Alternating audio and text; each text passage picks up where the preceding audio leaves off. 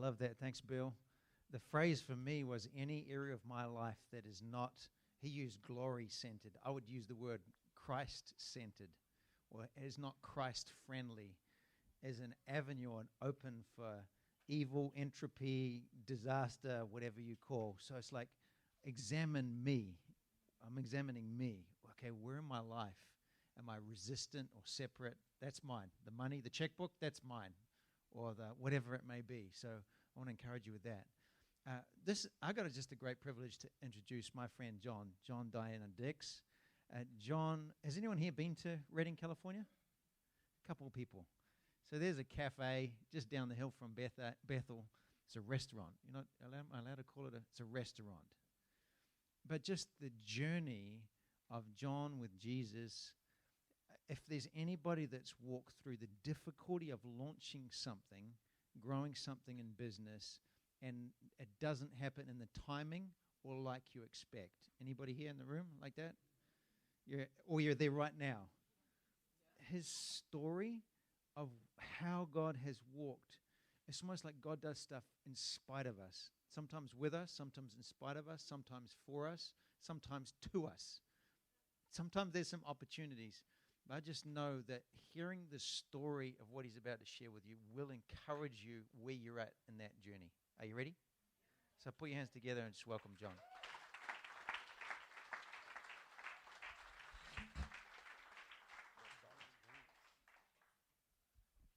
Well, thanks, everybody. Okay, so let me set a timer. You know, time's our most important resource, and it's important to honor time. It's more valuable than money. It's what we have. It's our life energy. It comes from time. So, you know, probably my favorite book in the Bible is actually the book of Revelation.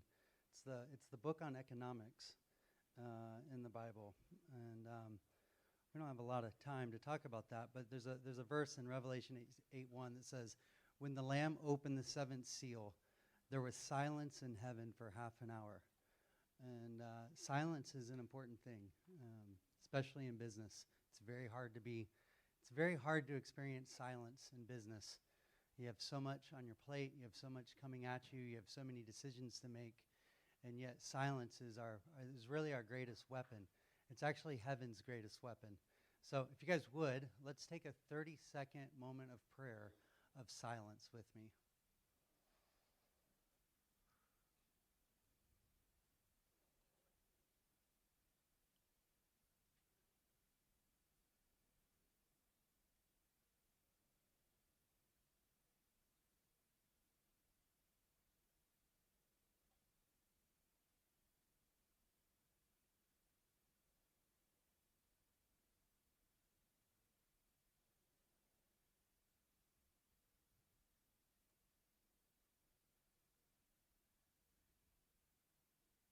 Amen.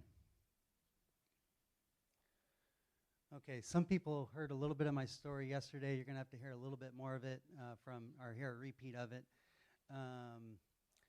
So 10 years ago, I was pretty actually anti-business.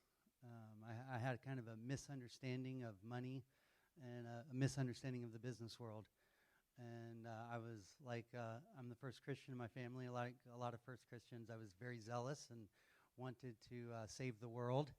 And for me, that meant Israel and the Middle East. So I moved to Jerusalem, learned Hebrew, and planted a church. And really, my whole life my goal was to plant as many churches as possible in the Middle East until I was martyred in glory.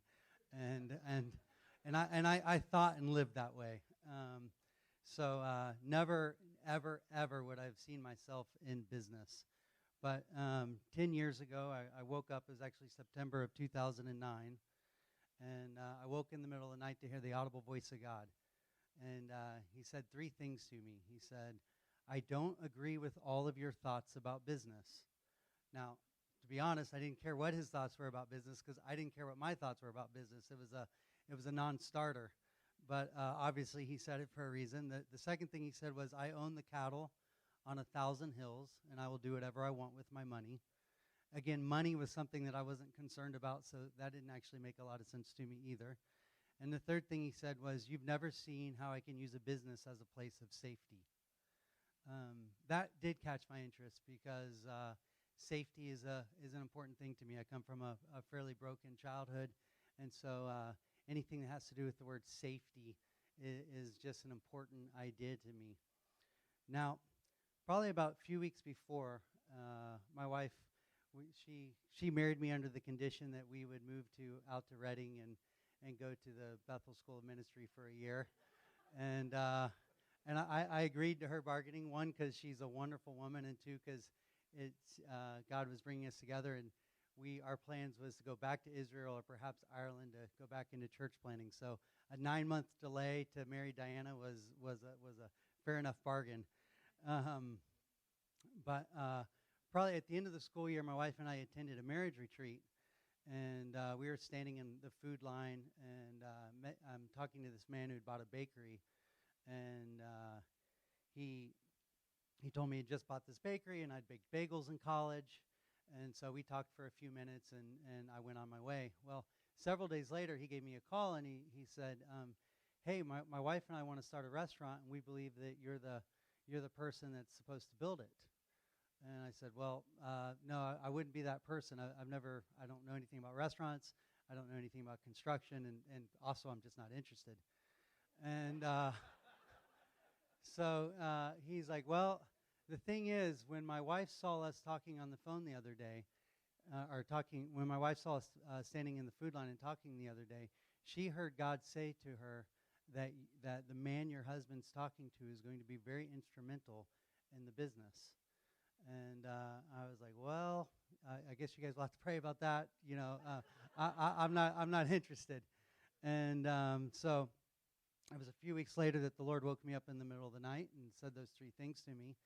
And then the next morning, his name was Spencer. He gives me a phone call, and he says, hey, I have the money for the restaurant. Would you meet me at the bank? And I'm like, what? So, you know, but I'm intrigued because I just been woken up the night before, and so I go to the bank that he tells me to meet me at, and I show up, and he's already meeting with the banker, and I walk in, and he's like, and if you know Spencer, it's like he just has his own agenda in life, so he's not worried about anyone else's agenda. So I come into the room, and he's like, hey, what's your social security number? And for some reason, I gave it to him, and he's like, hey, what's your birth date? And I gave it to him, and I'm like, I'm trying to figure out what's going on because I'm looking, and I'm thinking, it looks like he's putting me on the bank account. And the banker says, well, I think that about does it, and he hands Spencer the starter checks, and then Spencer hands them to me, and he's like, well, you're going to need these. And so we're now leaving the bank, and I'm walking out of the bank holding my starter checks. And Spencer looks at me, and he's like, I am so excited about what you're going to create. I got to get back to the bakery. The bakery needs me. I got to get back to the bakery, but just let me know if you need anything. And so I'm literally standing outside this bank holding the starter checks thinking, okay, one, I never took the job. And the second thing I was thinking was, I've read about this. This is how my wife and I end up in South America with this guy's $300,000. Like, because he talked to me all of maybe 2 or 3 times in our lives. So I'm standing there, and I know because of what happened the night before, like, I know that God's at work. And so I do the thing that anyone does in that situation is I drove to the public library, and I checked out the book, How to Open Up a Restaurant for Dummies. And I was like, that's a perfect book. And so I grabbed the book, and I have my dummy book in hand, and it's lunchtime, and so I go to a restaurant called Applebee's to get lunch. And so I'm sitting at the bar of the restaurant, and I'm just getting ready to open up my dummy book to begin reading it, the chapter 1.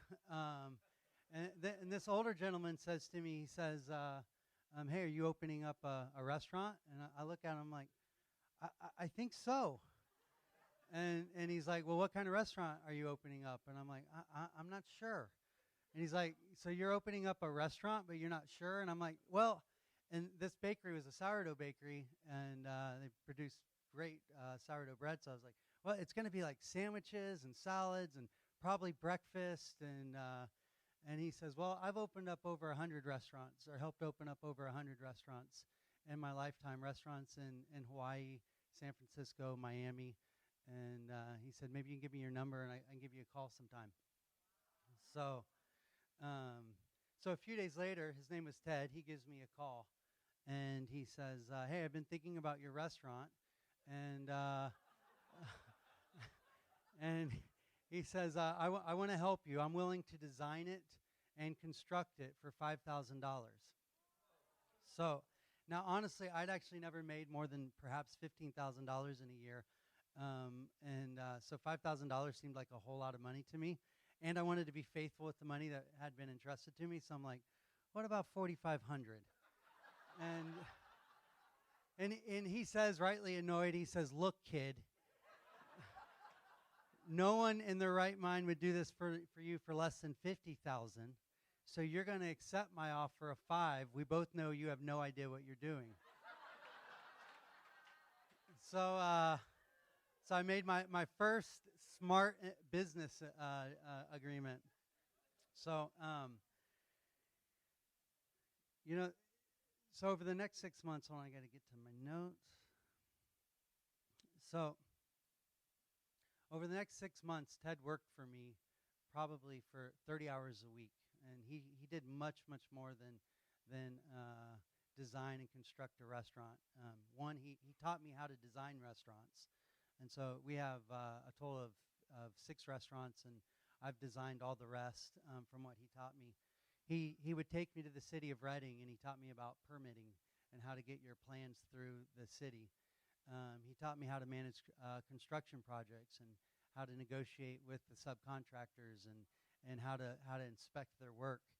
He would drive me to auctions in San Francisco, and he taught me how to buy used equipment. He taught me how to call manufacturers up and negotiate deals for our restaurant. Most importantly, he taught me why few restaurants succeed and why most fail. What I didn't understand, though, why Ted was doing what he was doing for me, and it was probably a few days before we were open. Ted came over to my house, and he was a new age guy, and he'd always talk to me about the energy that was on me, and just love the energy. I love the energy, man, kid. I love the energy, and so we're sitting at my dining room table, doing some last minute business, and I asked him. I said, "Do you believe in God?"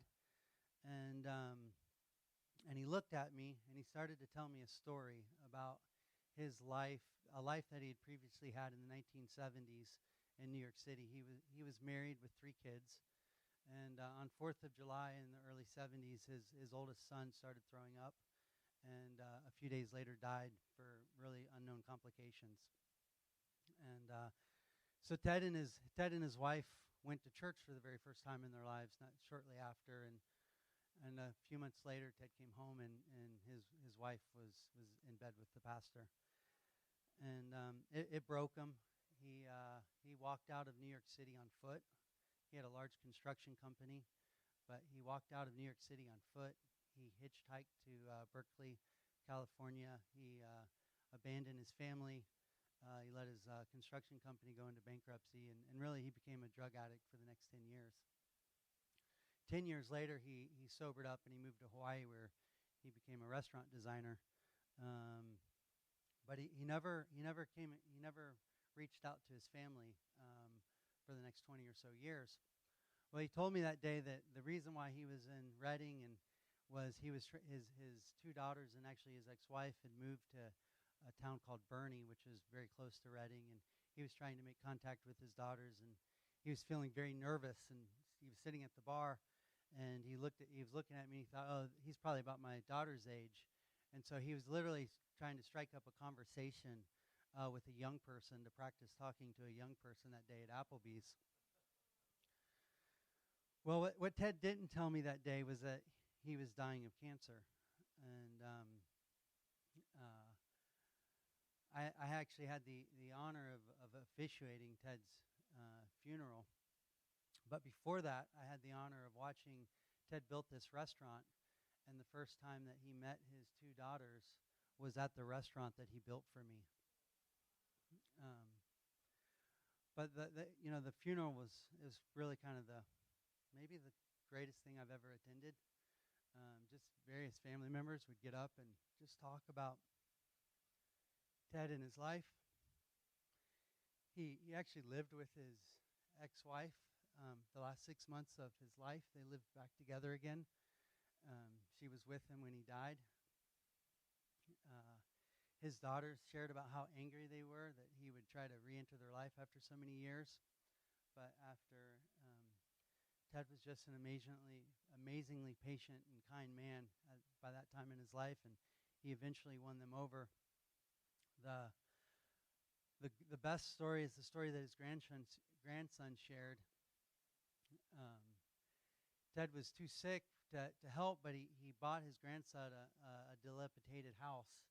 And he had his grandson put a bed in the house. And laying in that bed, dying of cancer, he instructed his grandson, step by step, how to remodel the house. And he died a few months after it was completed.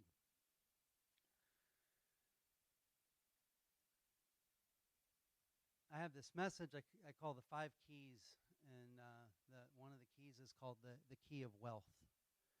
And the key of wealth is not about money. It's actually about excellence. And what's excellent is the human beings whom God has created. And so the key of wealth is not about money, it's about people. It says in Isaiah 61:4, "And you will be called priests of the Lord. You will be named ministers of our God. You will be sustained by the wealth of nations, and in their riches you will boast." My relationship with Ted is what it looks like to be sustained by the wealth of nations.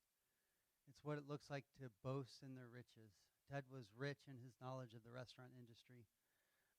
He was wealthy in his understandings of the entire industry, and he poured that wealth out on to me.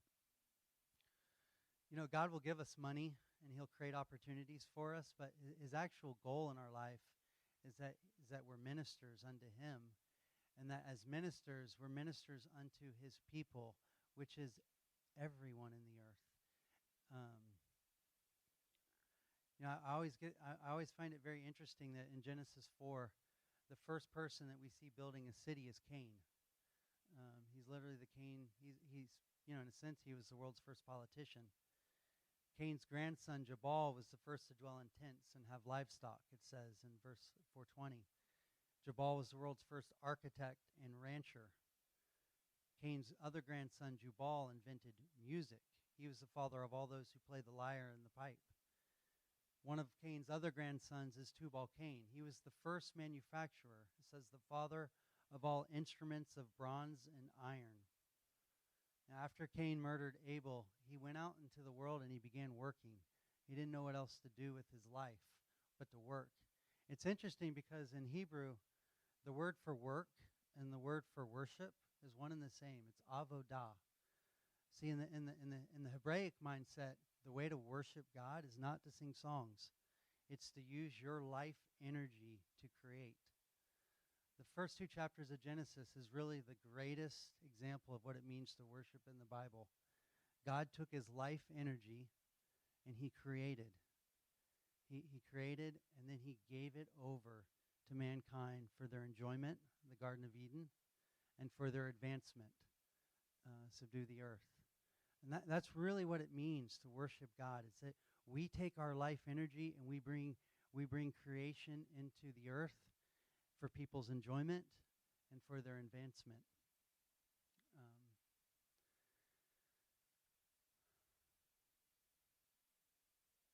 I think a lot of times we build our churches around the Great Commission. It's very mission minded. Let's go out and save the world. And yet our faith is not built on the Great Commission. Our faith is built on a new commandment. A new covenant. And the new covenant's kind of amazing. It says, hey, this is what I'm going to do. I'm going to come into your life.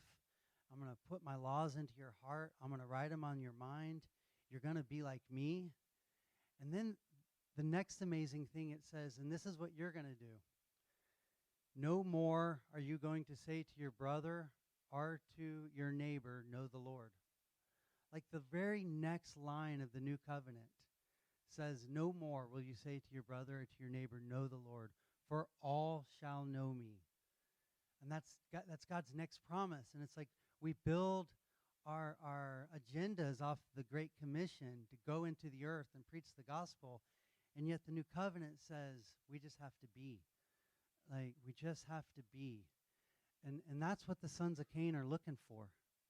They're actually looking for presence. They're looking for your presence. And so the key of wealth is about bringing these workers of the world, these sons of Cain, bringing them into your life and being in their lives.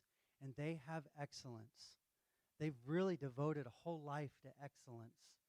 So when you make yourself, when you position yourself as a priest and a minister, the sons of Cain are going to come. And God's always had a plan to redeem the sons of Cain through his children. Well, my time's up.